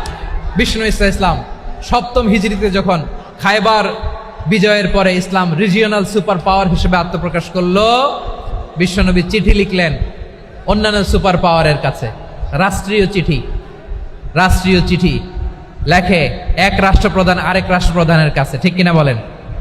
জানেন না আপনারা? এই যে 24-এর ছাত্র নাগরিক অভ্যুত্থানে, এই অভ্যুত্থান যখন শুরু হয়, আমি তখন সাউথ আফ্রিকাতে একটা স্ট্যাটাস দিয়েছিলাম, কোটা নয় গোটা দেশ সংস্কার করা লাগবে। শুধু বাংলাদেশ নয়, সারা বিশ্বের বাংলা ভাষাভাষী লোকেরা এই আন্দোলনের সাথে সমর্থন তারা করেছে, এটাকে সাপোর্ট করেছে, তারা সমর্থন দিয়েছে। আমাদের ইউনাইটেড আরব আমিরাতের বাংলাদেশি ভাইয়েরা, তারা সেখানে রাস্তায় নেমে এসেছিল। জানেন, ওইখানে ডেমনস্ট্রেশন করা যায় না, সেখানকার সরকার তাদেরকে যাবজ্জীবন দিয়েছিল। তখন আমাদের এই যে প্রধান উপদেষ্টা ডক্টর মোহাম্মদ ইউনূস সরাসরি G2G বলে, এটারে G2G, government to government, G2G, উনি চিঠি লিখলেন যে তাদেরকে, ইউর হাইনেস, হে সম্মানিত আমির, আপনি আমার এই চিঠির কারণে আমার সম্মানে এই 53 জন বাংলাদেশিকে মাফ করে দেন। এই চিঠির বদৌলতে বেকসুর খালাস পেয়ে গিয়েছিল আমাদের ভাইরা। জানেন না এই ঘটনা আপনারা? তাহলে গভর্নমেন্ট টু গভর্নমেন্ট চিঠি দেওয়া হয়। 7ম হিজরিতে বিষ্ণু ইসলাম সব সুপার পাওয়ারের কাছে চিঠি দিলেন, রোমান সম্রাটের কাছে, পারস্য অধিপতির কাছে, মিশরের অধিপতির কাছে, সবার কাছে চিঠি লিখলেন। চিঠির ভাষা ছিল এরকম, মিন মুহাম্মাদিন রাসূলিল্লাহ ইলা মুকাওকিস আযীমিল কিবত, মুহাম্মদ রাসূলুল্লাহর পক্ষ থেকে মিশরের বাদশার কাছে, আসলিম তাসলাম, ইসলাম মানো শান্তিতে থাকবা, সালামুন আলা মান ইত্তাবা আল হুদা, শান্তি তার জন্য যে হেদায়েতের অনুসরণ করে। সুবহানাল্লাহ পড়েন। তো এই চিঠি অনেকে ভালোভাবে রিসিভ করেছে, অনেকে এই চিঠি পাওয়ার পরে নবীর কাছে আবার ইন রিটার্ন উপহার পাঠিয়েছে। কি পাঠিয়েছে? উপহার। মিশরের বাদশা মুকাওকিস, তিনি বিশ্বনবীকে বিশাল এক উপহারের ডালি পাঠিয়েছেন। মিশরের বাদশা মুকাওকিস ছিলেন ধর্মে খ্রিস্টান। লালমনিরহাটের ভাইয়েরা আওয়াজ করে বলেন, মিশরের বাদশা ধর্মে কি ছিল? খ্রিস্টান। কি উপহার দিয়েছিল আমার নবীকে? শুনতে মনে চায়? আওয়াজ নাই লালমনিরহাটের গলায়, শুনতে মনে যায়? 1000 স্বর্ণ মুদ্রা, 1000 স্বর্ণ মুদ্রা। 2টা খ্রিস্টান দাসী, একজনের নাম মারিয়া বিনতে শামউন আল কিবতিয়া, আরেকজনের নাম সিরিন বিনতে শামউন আল কিবতিয়া। একজন খ্রিস্টান দাস 20 থান কাপড় জামা বানানোর জন্য, আমরা নবী যেন সেলাই করে জামা বানাতে পারে, এই জন্য 20 থান কাপড়, 20 থান ফাইন গার্মেন্ট। সুবহানাল্লাহ পড়বেন না? এরপরে একটা গাধা, যেটার নাম ছিল উফাইর, আর একটা খচ্চর, এটার নাম ছিল দুলদুল। খচ্চর চিনেন? গাধা আর ঘোড়ার ক্রসিং এ যে প্রাণীটা দুনিয়াতে আসে, এটার খচ্চর বলে। তো এই যে সুপার পাওয়ার খ্রিস্টান বাদশার কাছে নবী চিঠি লিখলেন, ওই খ্রিস্টান বাদশা আমার নবীকে উপহার দিল। বিশ্বনবী এই উপহারগুলো সানন্দে গ্রহণ করেছে। সুবহানাল্লাহ পড়বেন না? তাহলে অমুসলিম কেউ যদি আপনাকে উপহার দেয়, হালাল উপহার হলে আপনি গ্রহণ করতে পারবেন। অনুরূপভাবে পারস্যের বাদশাহ, রোম সম্রাট বিশ্বনবীকে উপহার পাঠিয়েছেন। আমার নবী সবগুলো উপহার, গিফট গ্রহণ করেছেন। সুবহানাল্লাহ বলেন। তাহলে প্রিয় লালমনিরহাট, আওয়াজ করে বলুন, ইসলাম কি ন্যারো মাইন্ডেড রিলিজিয়ন না ব্রড মাইন্ডেড? আম্মাজান আয়েশার কাছে মাসালা জানতে চায় মেয়েরা, হে আম্মাজান, অগ্নি উপাসকেরা তাদের ঈদের দিন নওরোজের সময় আমাদেরকে পাখি দেয়, নেওয়া যাবে? উনি বললেন, ওরা জবাই করে দিলে নেওয়া যাবে না, কিন্তু ওরা যদি ফলমূল এরকম খাবার দেয় এগুলো নেওয়া যাবে। তার মানে অমুসলিমদের দেয়া উপহার এটা গ্রহণ করা যায়। সুবহানাল্লাহ বলেন। শুধু তাই নয়, বিষ্ণু ঈসা ইসলাম অমুসলিমদের সাথে আর্থিক লেনদেনও করেছেন, ফিনান্সিয়াল ডিলিং করেছেন। অমুসলিমদের সাথে প্রয়োজনে আপনি ফিনান্সিয়াল ডিলিং করতে পারবেন। আমরা প্রায় দেখি বাজারের মিষ্টির দোকানগুলো আমার হিন্দু ভাইদের। লালমনিরহাটে মিষ্টির দোকান, দইয়ের দোকান কারা চালায়? হিন্দুরা চালায় না? তারপরে যে বারবার শপ, চুল কাটে যে নাপিত, অধিকাংশ নাপিতের দোকানে কারা? আমার হিন্দু ভাইরা। তা আপনি চুল কাটতে পারবেন কিনা? পারবেন কিনা বলেন? পারবেন। তার দোকান থেকে দই মিষ্টি কিনতে পারবেন কিনা? হ্যাঁ, আমার মুসলিম ভাইয়ের দোকান থাকলে ওইটারে আমি বেশি প্রায়োরিটি দিব, ঠিক কিনা? কিন্তু যদি তাদের সার্ভিস নিতে চান, প্রোডাক্ট নিতে চান, পারবেন। তার দলিল সহিহ বুখারী, আম্মা জান আয়েশা রাদিয়াল্লাহু তাআলা আনহা বলেন, ইশতারা রাসূলুল্লাহ সাল্লাল্লাহু আলাইহি ওয়াসাল্লাম মিন ইয়াহুদিয়িন তুআমান ওয়া রাহানাহু দিরআহু মিন হাদিদ। রাসূল সাল্লাল্লাহু আলাইহি ওয়াসাল্লাম এক ইহুদির কাছ থেকে, কার কাছ থেকে? সবাই বলে নাই, কার কাছ থেকে? আমার নবী, পেয়ারা নবী এক ইহুদির কাছ থেকে জব কিনেছিল, জব, বার্লি, যেটা দিয়ে রুটি বানায়। ওই জবের দাম দেওয়া টাকা পয়সা নবীর কাছে ছিল না, ফলে নবী ওনার একটা পোশাককে মর্গেজ রেখেছিলেন, মর্গেজ, বন্ধক, যে এখন এটার দাম দিতে পারবো না, কয়েক কেজি বার্লি নিয়ে যাই আর বন্ধক হিসেবে আমার জামাটা রেখে গেলাম, যেদিন দাম দিব ওই দিন জামাটা ছুটায় নিয়ে যাব। সুবহানাল্লাহ পড়বেন না? বাকিতে নিছিলেন, বাকিতে। দিরআহু মিন হাদিদ, লোহার তৈরি বর্ম, মানে যুদ্ধের পোশাক, লোহা দিয়ে বানানো। বিষ্ণুনবী বললেন, কয়েক কেজি জব দাও, টাকাটা পরে দিব, এখন টাকা নাই, বন্ধক হিসেবে, মর্গেজ হিসেবে আমার জামা রেখে গেলাম, যখন টাকা দিব জামা ছুটায় নিব। আওয়াজ করে বলতে হবে সুবহানাল্লাহ। এ থেকে বোঝা গেল অমুসলিমদের সাথে ফিনান্সিয়াল ডিলিং করা যায়, অর্থনৈতিক লেনদেন করা যায়, কেনাবেচা করা যায়, প্রোডাক্ট কেনা যায়। এমনকি আমাদের মসজিদে নববীতে বারান্দায় আপনার একটা অটোমেটিক ফ্লাইং আমব্রেলা দেখছেন? সূর্য যখন বাড়ে মসজিদে নববীর বারান্দায় ইয়ার্ডের মধ্যে অটোমেটিক্যালি কিছু আমব্রেলা আছে, সাঁ করে খুলে যায়, আর সূর্যের তাপ লাগে না। আবার সন্ধ্যাবেলায় এই আমব্রেলাগুলো ওরা ক্লোজ করে ফেলে, দেখেন নাই না? দেখছেন? এই মসজিদে নববীকে সর্বোচ্চ উন্নত মানের কনস্ট্রাকশন ইনফ্রাস্ট্রাকচারে ডেভেলপ করার জন্য কর্তৃপক্ষ কিছু অমুসলিম ইঞ্জিনিয়ারের, ডিজাইনারের সহায়তা নিয়েছিল। সুবহানাল্লাহ বলেন। কোন দলিলের ভিত্তিতে? এই দলিলের ভিত্তিতে যে বিষ্ণু ঈসা ইসলাম অমুসলিমদের সাথেও লেনদেন করেছেন। আওয়াজ করে বলতে হবে আল্লাহু আকবার। শুধু তাই নয়, ইন কেস অফ ইমার্জেন্সি, প্রয়োজনে ইসলামের খাতিরে, ইসলামকে সামনের দিকে এগিয়ে নিয়ে যাওয়ার জন্য অমুসলিমদের সাপোর্ট নেওয়া জায়েজ আছে। সুবহানাল্লাহ বলেন।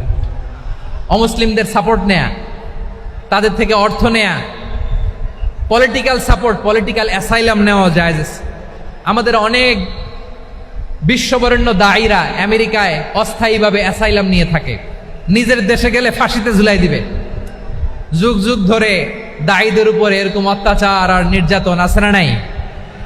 মিশরের অনেক দায়ীরা পাশ্চাত্যে যেয়ে থাকে, এই যে তারা পলিটিক্যাল অ্যাসাইলাম নিয়ে থাকে, রাজনৈতিক আশ্রয়, এটা জায়েজ আছে না? এটা যে জায়েজ আছে তার প্রমাণ স্বয়ং বিশ্বনবী সাল্লাল্লাহু আলাইহি ওয়াসাল্লাম পলিটিক্যাল সাপোর্ট নিয়েছিলেন অমুসলিমদের কাছ থেকে। সুবহানাল্লাহ বলেন। খুব মজাদার একটা ঘটনা, শুনবেন? আপনাদের আগ্রহ দেখে তো মনে হয় না শোনার ইচ্ছা আছে। আছে আছে, গলায় জোর আছে। লিল্লাহি তাকবীর, লিল্লাহি তাকবীর, নারে তাকবীর। মাশাআল্লাহ।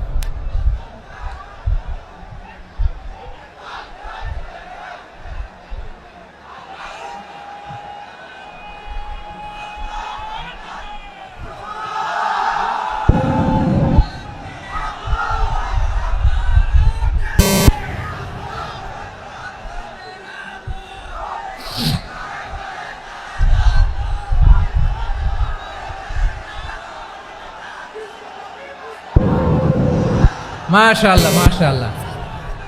থামুন থামুন আমার ভাইরা, বিশ্বনবীর বয়স তখন প্রায় 51 বছর। কত বছর? বিশ্বনবীর সবচেয়ে কাছের মানুষ খাদিজা রাদিয়াল্লাহু তাআলা আনহা ইন্তেকাল করেছেন। বিশ্বনবী বড্ড কষ্ট পেলেন, হৃদয়টা ভেঙে খান খান। যিনি ঘরের ভেতরে বিশ্বনবীকে সান্ত্বনা দিতেন, ভালোবাসা দিতেন, বাইরে গেলে কুরাইশরা বকাঝকা করে, অত্যাচার করে, কিন্তু আম্মাজান খাদিজা রাদিয়াল্লাহু তাআলা আনহা ঘরটারে এমন শান্তির নীড় বানায় রেখেছেন, এই ঘরের ভিতরে ঢুকলে বিশ্বনবীর কলিজাটা ঠান্ডা হয়ে যেত। এজন্য রব্বুল আলামিন বলেন, খাদিজা, ও আমার বান্দি খাদিজা, জান্নাতে এমন স্পেশাল একটা ঘর আমি তোমার জন্য রেডি করে রেখেছি। ওই ঘরের মধ্যে কোনো আওয়াজ নাই, ওই ঘরের মধ্যে কোনো নয়েজ নাই, ওই ঘরে কোনো বিশৃঙ্খলা নাই। কারণ মক্কার জমিনে আমার নবী কুরাইশদের বিশৃঙ্খলা, নয়েজ আর ঝামেলাগুলোকে উপেক্ষা করে যখন তোমার ঘরের ভেতরে ঢুকতো, ঘরটারে তুমি শান্তির নীড়, ঠান্ডা, নীরব, নিস্তব্ধ, নিঝুম আর শান্তির নীড় বানিয়ে রেখেছ। এজন্য জান্নাতে স্পেশাল একটা শান্তির নীড় আমি তোমারে উপহার দেব। ওই প্রিয়তমা স্ত্রী খাদিজা ইন্তেকাল করলেন, বিশ্বনবীর হৃদয় ভেঙে খান খান। আবার ওনার চাচা আবু তালেব ইন্তেকাল করলেন, যিনি পলিটিক্যাল শেল্টার দিতেন নবীকে। কে দিতেন? আবু তালেবের ভয়ে, বিশ্বনবীর এই চাচার ভয়ে কোনো মুশরিক নবীর গায়ে হাত দেওয়ার সাহস পায় নাই। এখন স্ত্রীও নাই, চাচাও নাই, নবীকে আশ্রয় দেওয়ার কেউ নাই। নবীর চারদিকে অন্ধকার। নবী এখন কই যাবেন? আমার পেয়ারা নবী নতুন স্টেশন খুঁজতেছেন, নতুন দাওয়াতি প্ল্যাটফর্ম খুঁজতেছেন।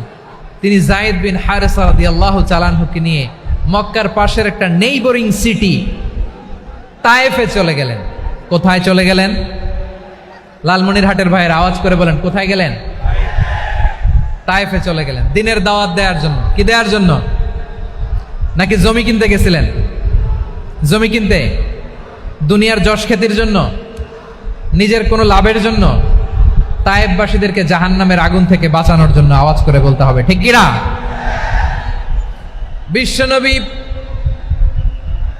বিশাল মরুপথ, পাহাড়ি পথ পাড়ি দিয়ে তায়েফের মরুজমিনে গেলেন কোরআনের দাওয়াত নিয়ে, ইমানের দাওয়াত নিয়ে। কিন্তু তায়েফের লোকেরা বিশ্বনবীর দাওয়াতকে শুধু প্রত্যাখ্যান করেই থামে নাই, তারা বিশ্বনবীর সাথে অত্যন্ত খারাপ আচরণ করেছে। বিশ্বনবীকে শারীরিকভাবে হেনস্থা করেছে, আমার নবীকে শারীরিকভাবে অত্যাচার করেছে, আমার পেয়ারা নবীর গায়ে পাথর মেরেছে, বিশ্বনবীর গা বেয়ে ঝরঝর করে রক্ত ঝরেছে, নবী জামিনের মধ্যে লুটিয়ে পড়েছেন, আবার মেরেছে। আবার নবী হাঁটতে শুরু করলেন, পেছন থেকে আবার মেরেছে। আবার নবী রক্তাক্ত হয়ে জামিনের মধ্যে লুটিয়ে পড়লেন, আবার মেরেছে। বিশ্বনবীর মতো এত সুশ্রী মানব, বিশ্বনবীর মতো এত শুভ্র মানব, বিশ্বনবীর মতো এমন চমৎকার দেহাবয়ব দিয়ে রব্বুল আলামিন কাউকে বানান নাই। এরকম চমৎকার মানুষটাকে তারা তায়েফের ওই জমিনে রক্তাক্ত করেছে। বিশ্বনবী দুনিয়ার কোনো স্বার্থের জন্য সেখানে যান নাই, নিজের কোনো লাভের জন্য, প্রাপ্তির জন্য যান নাই, তায়েফবাসীদের জাহান্নামের আগুন থেকে বাঁচাতে গিয়েছেন। ঠিক কিনা বলেন? খেয়ে না খেয়ে দিন প্রচারের কাজে নিজেকে দিয়েছ বিলিয়ে, তায়েফের কাফিরেরা চিনল না সে আলো, দুষ্ট ছেলেদের পিছু দিল লেলিয়ে। পাথরের আঘাতে ক্ষত বিক্ষত হয়ে সারা শরীর থেকে রক্ত ঝরে। হে রাসূল তোমাকে ভুলি আমি কেমন করে, হে রাসূল তোমাকে ভুলি আমি কেমন করে। পারেন না আপনারা? ধরুন আমার সাথে। হাজার ব্যথা বেদনার পরে ফিরে আসনি তুমি আপন ঘরে, দিনের আলো তুমি ছড়িয়ে দিতে চলে গেলে মদিনায় মক্কা ছেড়ে। হে রাসূল তোমাকে ভুলি আমি কেমন করে, হে রাসূল তোমাকে ভুলি আমি কেমন করে। ঠিক কিনা বলেন? প্রিয় ভাইরা, তায়েফের ছেলেরা নবীকে রক্তাক্ত করলো। আমার নবী কই যাবে? কই যাবে? মক্কায় জায়গা নাই, তায়েফে জায়গা নাই। তায়েফ থেকে ভারাক্রান্ত মন নিয়ে আমার নবী মক্কায় ফিরে আসলেন। বিশ্ব নবী মক্কায় ঢুকতে পারেন না। মক্কার মরুভূমির দিকে তাকিয়ে, উপত্যকার দিকে তাকিয়ে বিশ্বনবী ধা ধা করে কাঁদেন, ঝরঝর করে। নবীর চেহারা মোবারক থেকে চোখের পানিগুলো বেয়ে বেয়ে পড়ে। আমার জন্মস্থান, আমার শৈশব, কৈশোর, যৌবন কেটেছে এই মক্কায়।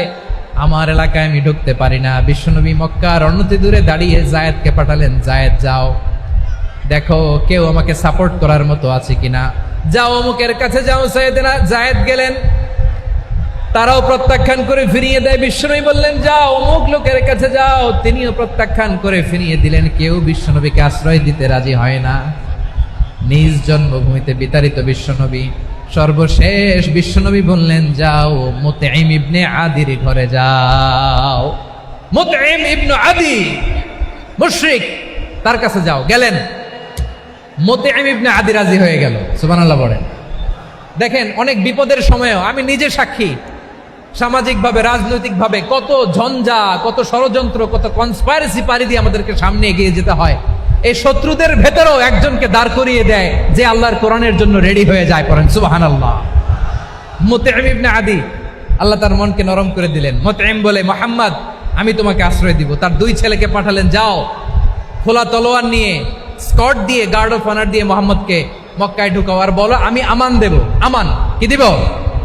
আমান মানে সিকিউরিটি, নিরাপত্তা। সিকিউরিটি ছাড়া, আমান দেওয়া ছাড়া কেউ থাকতে পারতো না মক্কায়। দুই ছেলে বিষ্ণু ইসা ইসলামকে নিয়ে আসলো। নবী কাবার চারদিকে তাওয়াফ করলেন, নামাজ পড়লেন। আবু জাহেল, উতবা, শাইবা, ওয়ালিদ ইবনে মুগীরা সবাই দেখে, কেউ কিছু করতে পারে না। কারণ মুতঈম ইবনে আদি ঘোষণা দিয়েছেন, আমি মুহাম্মদকে আমান দিয়েছি, মুহাম্মদের গায়ে যেন কেউ স্পর্শ না করে। আওয়াজ করে পড়েন সুবহানাল্লাহ। নবীর এই বিপদকালে মুহূর্তে মুতঈমের হৃদয়টারে নরম করে দিল কে? আচ্ছা, লালমনিরহাটের ভাইয়েরা বলেন, এই মুতঈম কি মুসলিম ছিল না মুশরিক? সবাই বলতে হবে, মুসলিম না মুশরিক? তাহলে মুশরিকের কাছ থেকে নবী পলিটিক্যাল অ্যাসাইলাম, আধুনিক রাষ্ট্রবিজ্ঞানের ভাষায় পলিটিক্যাল অ্যাসাইলাম, যেটাকে বলে রাজনৈতিক আশ্রয়, উনার আমান বা নিরাপত্তার এই ঘোষণায় তিনি মক্কায় ঢুকলেন। যতদিন নিরাপত্তা ছিল ছিলেন। মুতঈম যখন মারা গেল, বিষ্ণু ইসলাম হিজরত করে মদিনায় চলে গেলেন। সুবহানাল্লাহ। কিন্তু মুতঈম যে বিশ্বনবীর উপকার করছে, এটা বিশ্বনবী ভুলে নাই। আমাদের অনেকে আছে, উপকার করার পরে আর খেয়াল থাকে না, খাওয়ার পরে গলা দিয়ে নামলে আর খেয়াল থাকে না। এরকম আছে না নাই? আমার নবী ভুলে নাই। বদরের প্রান্তরে 70 জন কাফেরকে যখন বন্দী করে বিশ্বনবীর সামনে হাঁটু গেড়ে দাঁড় করানো হলো, বসানো হলো, 70 জন কাফের। কয়জন? বিশ্বনবী তাদের দিকে তাকিয়ে বললেন, সহিহ বুখারীর বর্ণনা, লাউ কানাল মুতঈম ইবনে আদি হাইয়ান সুম্মা কাল্লামানি হাউলাইন নাতনা লা তারাকতুহুম লাহু। বদরের প্রান্তরে 70 জন বন্দী কাফিরের দিকে তাকিয়ে আমার নবী বললেন, আজকে মুতঈম ইবনে আদি যদি বেঁচে থাকতো আর তোমাদের 70 জনের ব্যাপারে যদি মুতঈম এক বাক্যে একটা সুপারিশ করত, তার সম্মানে আজকে তোদের সবাই আমি মাফ করে দিতাম। সুবহানাল্লাহ নাই? ওই যে চিল্লাচিল্লি যে কথা বোঝে নাই, কোন জিনিস মিস করছে ওরা নিজেরাও বোঝে নাই। বিশ্বনবী মুতঈমের এই সাহায্যের কথা বলে নাই। 70 জন মুশরিক হাঁটু গেড়ে বসা, নবী চাইলে এখনই এক্সিকিউশন অর্ডার দিতে পারে। তিনি বললেন, আজকে যদি মুতঈম বেঁচে থাকতো আর মুতঈম যদি তোদের জন্য সুপারিশ করতে, এই আবর্জনাগুলোর ব্যাপারে সুপারিশ করতে, আমি মুহূর্তেই তোদেরকে এমনি মাফ করে দিতাম। এবার বলেন, ইসলাম কি ন্যারো মাইন্ডেড না ব্রড মাইন্ডেড? শুধু তাই নয়, যাকে যে সম্মান দেয়ার আমার নবী দিতেন, হোক আস্তিক হোক নাস্তিক, হোক মুসলিম হোক অমুসলিম। বিষ্ণু ইসলাম যখন রোমান সম্রাটের কাছে চিঠি লিখেছেন, আমার প্রিয় লালমনিরহাটের ভাইরা, অল্প কয়েক মিনিট কয়েকটা জরুরি কথা বলবো, এদিকে তাকান, এদিকে তাকান। রোমান সম্রাটের কাছে বিশ্বনবী যখন চিঠি লিখলেন মিন মুহাম্মদ রাসূলিল্লাহ ইলা হিরাকলা আযীমির রোম। মুহাম্মদের পক্ষ থেকে হিরাক্লিয়াসের কাছে, যিনি হচ্ছেন আযীমির রোম। এটা নবী নিজ থেকে বানায় লিখছেন, অতিরিক্ত সম্মান দিয়ে। কোন রাষ্ট্রপ্রধান যখন আসে তাদেরকে আমরা কি বলি জানেন? তার নামের শেষে HE এটা লিখতে হয়, H.E. মানে হিজ এক্সেলেন্সি। কি লেখে? হিজ এক্সেলেন্টি, অথবা ইউর হাইনেস, ইউর ম্যাজেস্টি।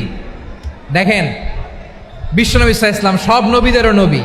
তিনি একজন মুশরিক খ্রিস্টান সম্রাট, রোমান সম্রাটের কাছে চিঠি লিখতে যেয়ে লিখতেছে, ইলা হিরাকলা আযীমির রোম, হিরাক্লিয়াসের কাছে আমার চিঠি, যিনি রোমের আযীম, হিজ হাইনেস, মানে রোমের অনেক সম্মানিত এক বাহাদুর। আওয়াজ করে বলেন সুবহানাল্লাহ।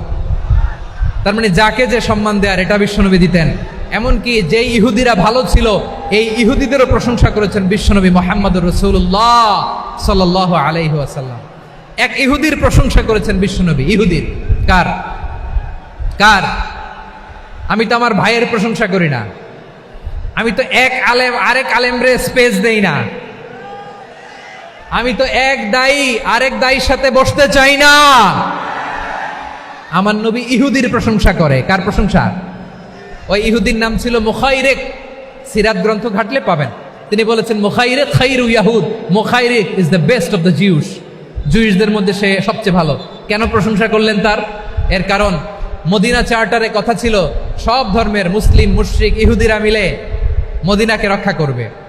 কিন্তু তৃতীয় হিজরিতে যখন উহুদের যুদ্ধ শুরু হলো, সবার কথা ছিল যেই আক্রমণ করে আমরা মদিনাকে বাঁচাবো। কোন শহরকে বাঁচাবো? মদিনাকে। কিন্তু কুরাইশরা যখন অ্যাটাক করলো, ইহুদিরা আর আসে না, ইহুদিরা আর বেরোয় না। বিষ্ণু বললেন, ওহে ইহুদিরা, তোমরা না চুক্তি করলে আমার সাথে যে মদিনা বাঁচাতে সবাই ঝাঁপিয়ে পড়বো, আসো। একটা ইহুদিও বেরোয় না, কেউ আসে নাই সেদিন, একজন ছাড়া। তার নাম মুখাইরেক। তার নাম কি? মুখাইরেক বাহাদুরের মতো ঘোড়সাওয়ার হয়ে বেরিয়ে গেলেন এবং বললেন, গোটা ইহুদি সাম্রাজ্যের একজনও যদি না আসে, আমি মুখাইরেককে কেউ ঘরে আটকে রাখতে পারবে না। বেরিয়ে আসলেন, এসে বললেন, আমি মুহাম্মদের পক্ষে যুদ্ধ করব। আমি মারা গেলে আমার সম্পদ আমার উত্তরাধিকারীরা পাবে না, আমার সম্পদ তোমরা মুহাম্মদকে দিয়ে দিবা। সুবহানাল্লাহ বলেন। উহুদের ময়দানে 70 জন মুসলমান শহীদ হলো। এই ইহুদি, সেও মুসলমানের পক্ষে যুদ্ধ করে নিহত হলো। সুবহানাল্লাহ বলেন। মুসলিমদের লাশ যখন নিয়ে আসা হলো, এই মুখাইরিকের লাশও নিয়ে আসা হলো। মুসলিমদের লাশের পাশে মুখাইরিকের লাশ দেখে বিশ্বনবী মুখাইরিকের প্রতি অনেক খুশি হলেন। আর বিশ্বনবী খুশি হয়ে বললেন, মুখাইরিক খায়রু ইয়াহুদ, মুখাইরিক যদিও তুমি ইহুদি, তারপরে তুমি সব ইহুদিদের মধ্যে সেরা ইহুদি। পড়েন সুবহানাল্লাহ। আমার নবী ইহুদিকেও সম্মান দিতে কার্পণ্য করে নাই। আওয়াজ করে বলেন আল্লাহু আকবার। প্রিয় ভাইরা, এবার সর্বশেষ আওয়াজ করে বলেন, ইসলাম কি ন্যারো মাইন্ডেড নাকি ব্রড মাইন্ডেড? সবাই বলেন, ন্যারো মাইন্ডেড না ব্রড মাইন্ডেড? এজন্য অমুসলিম হইলেই তারা আমাদের শত্রু নয়। শত্রু কারা? এই লালমনিরহাটের ভাইয়েরা শোনেন, শত্রু কারা? যে সমস্ত অমুসলিম আমাদেরকে নিশ্চিহ্ন করে দিতে চায়, যে সমস্ত অমুসলিম আমাদের ভূখণ্ড থেকে আমাদেরকে তাড়িয়ে দিতে চায়, যে সমস্ত অমুসলিম আমার ধর্ম নিয়ে তুচ্ছতাচ্ছিল্য করে চিল্লায় বলেন ঠিক কিনা, তারা আমাদের শত্রু। সাধারণ অমুসলিমরা আমার শত্রু নয়। এই যে হিন্দুরা থাকে, এরা আমার ভাই, বৌদ্ধরা আমার ভাই, খ্রিস্টানরা আমার ভাই, ইহুদিরা আমার ভাই। তারা দিনই ভাই নয়, তারা মায়ের পেটের ভাই নয়, তারা মানবিক দিক থেকে ভাই। ও মানুষ, আমিও মানুষ। ইসলাম মানুষকে সম্মান করে, চিল্লায় বলো ঠিক কিনা। যারা আমাদের অস্তিত্বকে নিশ্চিহ্ন করতে চায়, যারা আমাদের ভূখণ্ডকে দখল করতে চায়, যারা আমাদেরকে নিয়ে মকারি করে, ফান করে, টিটকারি করে, আমার ধর্ম নিয়ে খেলা করে, তাচ্ছিল্য করে, ওদের বিরুদ্ধে আমাদের জিহাদ। সাধারণ মুসলিম আমাদের শত্রু নয়।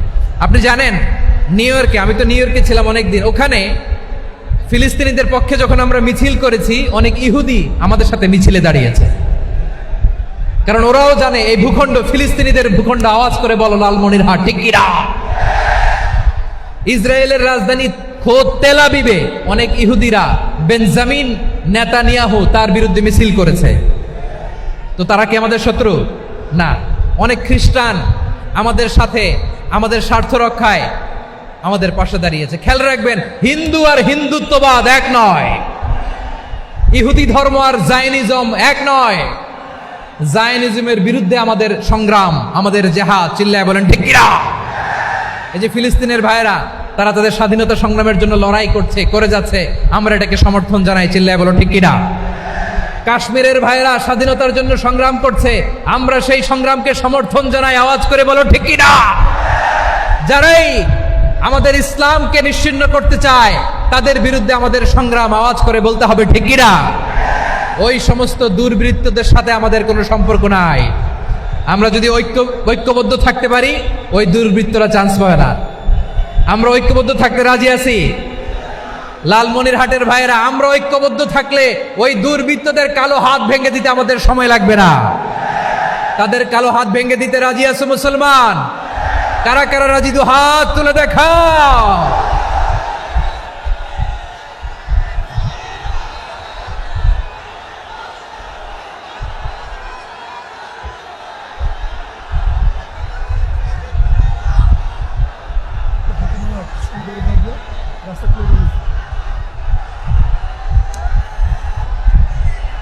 আমার প্রাণ প্রিয় লালমনিরহাটের ভাইয়েরা, শত্রু কাফের আর অশত্রু কাফেরের মধ্যে পার্থক্য আছে না নাই?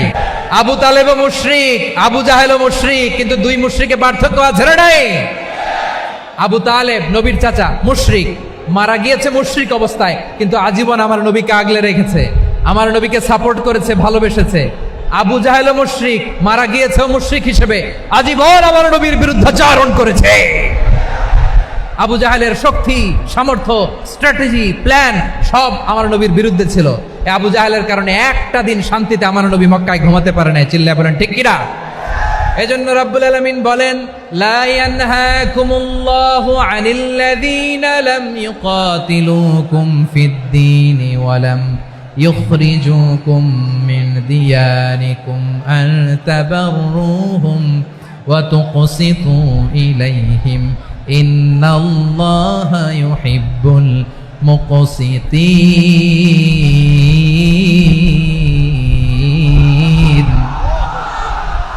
আল্লাহ বলে, গোলামেরা শোনো শোনো, যে সমস্ত অমুসলিম তোমাদের সাথে ধর্মযুদ্ধে লিপ্ত হয় না, তোমাদের বিরুদ্ধে যে সমস্ত অমুসলিম অস্ত্র ধরে না, যে সমস্ত অমুসলিম তোমাদেরকে তোমাদের জন্মস্থান থেকে, ভূখণ্ড থেকে তাড়িয়ে দেয় না, তাদের সাথে ভালো আচরণ করতে আমি আল্লাহ নিষেধ করি নাই।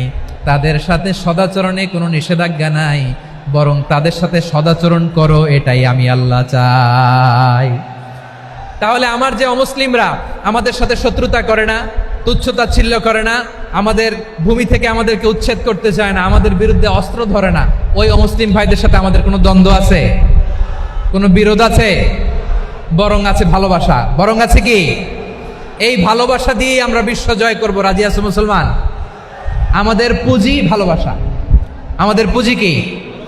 এবার আওয়াজ করে বলেন, আমার এই পুরো আলোচনা থেকে the religious coexistence, peaceful coexistence, শান্তিপূর্ণ সহাবস্থান, কমিউনাল হারমোনি, এই সাম্প্রদায়িক সম্প্রীতি, এই আলোচনা থেকে কি বুঝলেন? ইসলাম কি ন্যারো মাইন্ডেড না ব্রড মাইন্ডেড? এই ব্রড মাইন্ডেড হৃদয় নিয়ে, ভালোবাসা দিয়ে আমরা বিশ্ব জয় করতে চাই। রাজি আছেন? আল্লাহ কবুল করুক, আমরা সবাই পড়ি আমিন। লালমনিরহাটের জেলা স্টেডিয়ামে আমার প্রিয় মায়েরা, বোনেরা, আপনাদের জন্য একটা হাদিস বলে শেষ করব। বিশ্বনবী বলেন, আমার মায়েরা খেয়াল করে শুনুন, বিশ্বনবী আপনাদের উদ্দেশ্য করে বলেন, আল মারআতু ইযা সাল্লাত খামসাহা ওয়া সামাত শাহরাহা হাফিজাত ফুরুজাহা আতাআত বা'লাহা ফালতাদখুল মিন আইয়ি আবওয়াবিল জান্নাতি শাআত। বিশ্বনবী বলেন, ও রমণীরা, ও নারীরা, যে সমস্ত নারী এই চারটা কাজ করবে, এই চারটা কাজের গ্যারান্টি দিবে, তাদেরকে জান্নাতের 8টা দরজার গ্যারান্টি দেয়া হবে। কি চারটা কাজ? 1 নম্বর, আল মারআতু ইযা সাল্লাত খামসাহা, যে নারী 5 ওয়াক্ত নামাজ পড়ে। কি করে? জেলা স্টেডিয়ামে অবস্থানরত আমার নারীরা, বোনেরা, বিশ্বনবী আপনাদেরকে 4টা কাজের কথা বলেছেন, খুব বেশি না। 4টা করলে 8 জান্নাতের দরজা সব খোলা। কোনটা দিয়ে যাবেন? যেটা দিয়ে মনে চায়। 1 নাম্বার 5 ওয়াক্ত নামাজ। আমার বোনেরা জোহরের নামাজ পড়তে পড়তে এটা আসরে নিয়ে যায়, আসর পড়তে পড়তে এটা মাগরিবে নিয়ে যায়, এরকম আছে না নাই? লালমনিরহাটে হয়তো নাই। আমার বোনেরা এটা করবেন না। ইন্নাস সালাতা কানাত আলাল মুমিনিনা কিতাবাম মাওকুতা, সময় মতো পড়বেন। সামাত শাহরা, রমাদানের রোজাগুলো রাখবেন। হাফিজাত ফুরুজাহা, যে নারী তার চরিত্রকে হেফাজত করে, তার প্রাইভেট হেফাজত করে, তার লজ্জাস্থান হেফাজত করে। ও মায়েরা, আপনার এই গর্ভ যে কত দামি আপনি জানেন না। আপনার এই গর্ভ থেকে জন্মাবে আগামীর সালাহুদ্দিন আল আইয়ুবী। আপনার গর্ভ থেকেই জন্মাবে ইমাম আল মাহদি আল মুনতাজার। আপনার পেট থেকে জন্মাবে আবু সাইদের মতো বীর সৈনিক। আপনার পেট থেকে জন্মাবে মুগ্ধের মতো বীর মুজাহিদ। আপনি জানেন না কে আসবে আপনার পেট থেকে। সময়টাকে কাজে লাগান, ইসলামকে বুঝেন, মানেন, আমাদের ইসলামিক লেকচারগুলো শোনেন। আমরা যে বার্তাগুলো, ইনস্ট্রাকশনগুলো, দিক নির্দেশনাগুলো আপনাদের খেদমতে রাখি, এগুলো মেনে চলুন। আপনিই পারেন আপনার ঘরটাকে জান্নাতের টুকরা বানাতে। একটা family, it's a very big institution and you are the MD, the managing director of this institution. চিল্লায় বলেন ঠিক কিনা? চাইলেই পারেন ঘরটারে জান্নাতের টুকরা বানাতে। 5 ওয়াক্ত সালাত, রমাদানের রোজা, নিজের চরিত্রের হেফাজত, ও আতাআত বালাহা, স্বামীর আনুগত্য। এটাতে অনেকে ভুল করে থাকে। হায় রে আমার বোনেরা, স্বামীর আনুগত্যকে এটা নিজের অপমান মনে করবেন না। আপনার স্বামী আপনার সবচেয়ে বড় গার্ডিয়ান, তিনি আপনার সবচেয়ে ভালো চায়। নারী কখনো গার্ডিয়ানশিপের বাইরে থাকতে পারে না।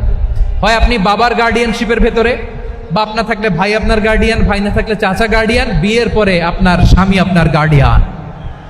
শরিয়া সম্মত স্বামীর আদেশগুলো আপনি মেনে চলবেন, কিন্তু শরিয়া বিরুদ্ধ কোনো আদেশ মানতে আপনি বাধ্য নয়। আওয়াজ করে বলুন সবাই ঠিক কিনা? এই 4টা কাজ যদি কোনো নারী করে, বিষ্ণুই বলেন জান্নাতের 8টা দরজা খোলা, তোমার যেটা দিয়ে মনে চায় সেটা দিয়ে জান্নাতে তুমি এন্ট্রি নিতে পারবা। আমরা এখানে লালমনিরহাটের সোহরাওয়ার্দী ময়দানে আজকে যেমন একত্রিত হতে পারলাম, আল্লাহর জান্নাতেও যেন একত্রিত হতে পারে। আল্লাহ তুমি তৌফিক দান করো। আল্লাহ আমার এই কলিজার টুকরা যুবক ভাইদেরকে তুমি ওমরে ফারুকের মতো কবুল করো। জেলা স্টেডিয়ামে অবস্থানরত আমার মা বোনদেরকে তুমি ফাতেমার মতো, খাদিজার মতো কবুল করো। আমাদের কলিজার টুকরা সন্তানদেরকে তুমি সালাউদ্দিন আল আইয়ুবীর মতো কবুল করো। এই যে ইসলামিক সোসাইটি লালমনিরহাটকে আল্লাহ তুমি কবুল করো। আল্লাহ যে কথাগুলো বললাম এগুলো প্রথমে আমাকে, আমার সব ভাইদেরকে আমল করার তৌফিক দান করো।